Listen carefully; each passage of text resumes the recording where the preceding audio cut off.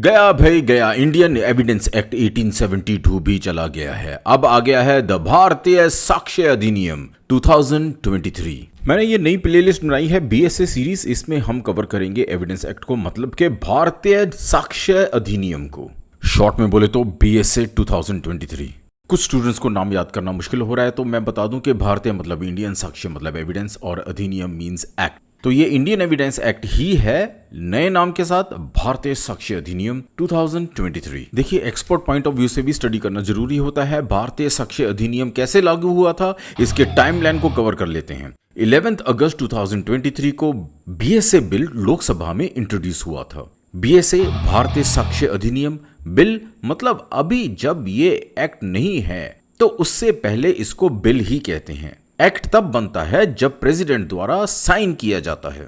Next 11 अगस्त को ही bill जो है सेम डे स्टैंडिंग कमेटी को भेजा गया था, लेकिन स्टैंडिंग कमेटी ने विड्रॉ कर लिया 12 दिसंबर 2023 को, और 12 दिसंबर 2023 को ही इंट्रोड्यूस किया गया भारतीय साक्ष्य अधिनियम सेकंड बिल इन लोकसभा। सेकंड बिल क्यों? क्योंकि पहले वाले में अमेंडमेंट इंप्रूवमेंट करके दोबारा पेश किया गया था लोकसभा में। फिर 20 दिसंबर को भारतीय साक्ष्य अधिनियम सेकंड बिल पास हुआ लोकसभा में, और 25 दिसंबर क्रिसमस वाले दिन बीएसए भारतीय साक्ष्य अधिनियम सेकंड बिल पास हो गया राज्यसभा में, और 25 दिसंबर को ही एसेंट ऑफ द प्रेसिडेंट मतलब उनके सिग्नेचर मिल गए और ये बिल एक्ट बनकर पास हो गया। तो I hope you like this timeline right from the introduction of the BSA bill bye Home Minister Amit Shah and signature by the President Draupadi Murmu.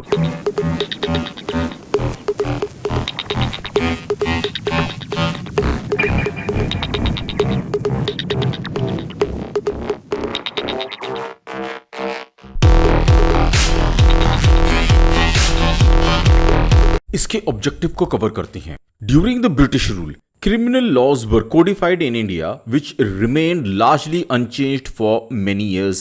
Obviously, जो पुराना इंडियन एविडेंस एक्ट था 1872 वो British rule के राज्य के time पर बनाया गया था और ज्यादातर उसको उसी तरीके से चलने दिया गया था। Indian Evidence Act originally passed in India by the Imperial Legislative Council in 1872 during the British Raj. उसके बाद अब कहीं जाके the Parliament in December 2023 passed 3 vital bills which were भारतीय न्याय संहिता, भारतीय नागरिक सुरक्षा संहिता and भारतीय साक्ष्य अधिनियम 2023 to overall the criminal justice system। देखिए, हमारा क्रिमिनल लॉ जो है वो इन 3 चीजों का ही बना हुआ है, तो एक में चेंजेस करने से फायदा नहीं होता, इसीलिए तीनों में चेंज किए गए, Indian Penal Code, Criminal Procedure Code और Indian Evidence Act. Law students के लिए ये लेक्चर इंपॉर्टेंट है क्योंकि एक एक्सपर्ट स्टूडेंट ही किसी को समझा सकता है कि चेंजेस की क्या जरूरत थी और अगर चेंज हुआ है तो क्या हुआ है। The key changes made in BSA. अब ये क्वेश्चन अगर आ जाता है तो इसको आप कैसे अटेम्प्ट करोगे? 5 चीजें जरूर याद रखना। Evidence secondary, joint trials, judicial notice of international treaties, agreements and conventions, application to court martials, bar on production of communications between ministers and the presidents. ये क्या है, इसको आप डिटेल में कवर करते हैं। देखिए, जो स्टूडेंट्स एलएलबी एलएलएम जो टाइम पास के लिए कर रहे हैं, ना उनको यूपीएससी क्लियर करना है, ना कोई जुडिशियल ऑफिसर बनना है, बस नाम के लिए करना है कि हमारे पास एलएलबी है, वो वीडियो लेक्चर को डेफिनेटली बंद कर सकते हैं। एक्सपर्ट स्टूडेंट्स प्लीज ध्यान से कवर करें। पहला डिफरेंस जो इंडियन एविडेंस एक्ट में आया है, मतलब जो भारतीय साक्ष्य अधिनियम का है, वह है सेकेंडरी एविडेंस। द भारतीय साक्ष्य अधिनियम expands secondary evidence to include, क्या चीज इंक्लूड की गई है? oral and written admissions and the testimony of a person who has examined the document and is skilled to examine the documents. Or the BSA allows oral evidence to be given electronically. इससे क्या होता है? This would permit witnesses, accused persons and victims to testify through electronic means. पहले क्या होता था? उनको court में पेश होना ही होना होता था। अब कोर्ट की परमिशन के साथ कोर्ट आने की जरूरत नहीं है, आप वीडियो कॉन्फ्रेंस के थ्रू भी कोर्ट में पेश हो सकते हैं। सेकेंड की डिफरेंस है joint trials. It states that a trial of multiple persons where an accused has absconded or has not responded to an arrest warrant will be treated as a joint trial. मतलब काफी लोग हैं वह भागे हुए हैं या अरेस्ट वारंट का जवाब नहीं दे रहे हैं, मतलब उसके वारंट के कारण वो पेश नहीं हो रहे हैं, तो उन सबको जॉइंट ट्रायल ट्रीट किया जाएगा। पहले ये नहीं था। थर्ड की difference, judicial notice of international treaties, agreements and conventions. ये एक बहुत अच्छी चीज हुई है, स्पेशली बिजनेसमैन जो इंडिया अब्रॉड करते हैं, मतलब इंटरनेशनल बिजनेस करते हैं। The Bharatiya Sakshya Adhiniyam requires court to take judicial notice of international treaties, agreements and conventions with countries by India or decisions made by India at international associations or other bodies. This is a positive step especially for international business and individuals with foreign dealings. पहले इस चीज को नहीं accept करते थे हमारे Indian courts, लेकिन अब इंडियन कोर्ट्स को कहा गया है कोई भी डिसीजन इंटरनेशनल कन्वेंशन में इंडिया द्वारा अगर लिया गया है इंटरनेशनल बॉडी एसोसिएशन में, तो हम उसको इंडिया के कोर्ट में भी एज एन एविडेंस मानेंगे। फोर्थ की डिफरेंस है application of court martial. Yes, ये बहुत बड़ा डिफरेंस है। पहले कोर्ट मार्शल में एविडेंस एक्ट लागू ही नहीं था। द भारतीय साक्ष्य अधिनियम 2023 extends its applicability to court martial's conventions under the Army Act, Naval Discipline Act and the Air Force Act, which was not covered under the Indian Evidence Act 1872। आप अभी भी की डिफरेंसेस पढ़ रहे हो मेरे साथ, स्किप नहीं किया, गाने वाने या रील नहीं देखी? Very good. तो कमेंट करके बताना ये वीडियो लेक्चर कैसा लगा और किस सब्जेक्ट में आप चाहते हैं कि मैं आपके लिए वीडियो लेक्चर बनाऊं। फिफ्थ की डिफरेंस पे आते हैं, bar on production of communications between ministers and the presidents. ये थोड़ी चीज जरा अच्छी नहीं हुई है। ये कहता है कि the BSA provides that no court can require production before it of any communication between ministers and the presidents of India. This is opposed to Indian Evidence Act, wherein no similar provision was present. The Supreme Court in People's Union for Civil Liberties versus Union of India 2004 has stated that the only immunity from disclosure was of unpublished state documents that pertains to affairs of the state and where disclosure of the same is against public interest. देखिए, presidents और ministers में definitely जो भी communications होती है, अगर तो वो नेशनल इंटरेस्ट में नहीं बतानी चाहिए तो ठीक है, लेकिन नेशनल इंटरेस्ट में अगर है तो उनकी कम्युनिकेशन को डिस्क्लोज करना चाहिए। ये मेरा पर्सनल व्यू है। अब भारतीय साक्ष्य अधिनियम में ये रूल लाया गया है कि उनके बीच की कम्युनिकेशन को कोर्ट में प्रोड्यूस नहीं किया जाएगा। The introduction of such carte blanche provision could lead to abuse of power since administrative actions can go unchecked in the absence of judicial review। तो फिर हम कोर्ट में चैलेंज ही नहीं कर पाएंगे अगर हमें मालूम ही नहीं होगा कि उनके बीच में क्या कम्युनिकेशन हुआ था।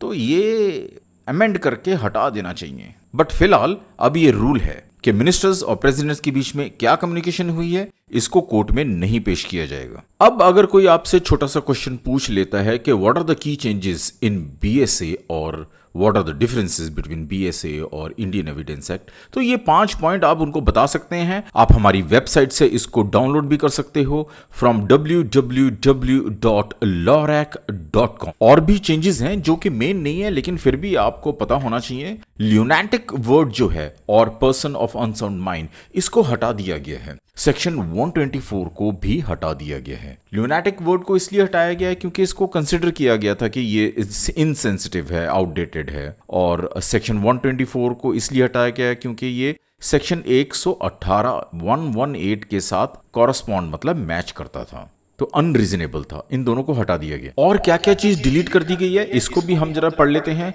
3J, 82, 88, 113 और 166, इस चीज को भी इंडियन एविडेंस एक्ट से हटा दिया गया है और बीएसए में इसको नहीं डाला गया। ये क्या है इसको भी कवर कर लेते हैं। 3J वर्ड इंडिया था, अब भारत कर दिया गया है। वैसे इसमें कंट्रोवर्सी हुई थी लेकिन इसमें कोई बड़ी बात तो है नहीं। The country remains the same. Section 82 presumption as to document admissible in England without proof of seal और सिग्नेचर, डेफिनेटली इसको हटाना चाहिए था क्योंकि अब ये इंडिया है भाई।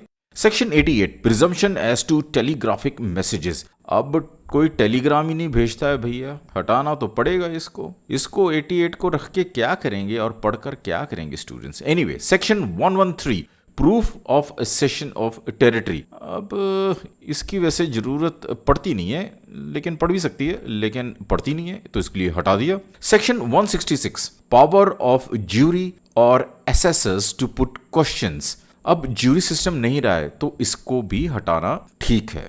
सेक्शन 113 को हम दोबारा करते हैं, proof of session of territory. ये होता क्या है कि इसका सबूत दो कि जो टेरिटरी है अब वो नहीं रही, तो ऐसी चीज होती ही नहीं है तो इसको हटा देना ही ठीक है। अरे भाई अभी लेक्चर बाकी है, एक्सपर्ट्स बनना है तो थोड़ा और जान लेते हैं। कॉलोनियल एंटीक्वेटेड टर्मिनोलॉजी को खत्म किया है parliament of the United kingdom शब्द को हटा दिया गया है, लंदन गजट हटा दिया गया है, प्रीवी काउंसिल इसको भी हटा दिया गया है, queen's printer and her majesty उस टाइम पर थे भैया, इसलिए ये शब्द उसमें डाले हुए थे। अब ये लॉ इंडिया का है तो इसकी जरूरत नहीं है। The outlined in the section 77 of the BSA, which corresponds with section 78, 79 and 80 has been eliminated। मतलब भाई जो चीजें रिपीट हो रही हैं तो उसको हटा देना चाहिए, that's better। तो ये चीजें तो अच्छी हुई हैं। अब क्रिटिसिज्म भी कर लेते हैं, क्योंकि क्वेश्चन आ सकता है कि BSA के डीमेरिट्स क्या हैं, तो आप क्या जवाब दोगे?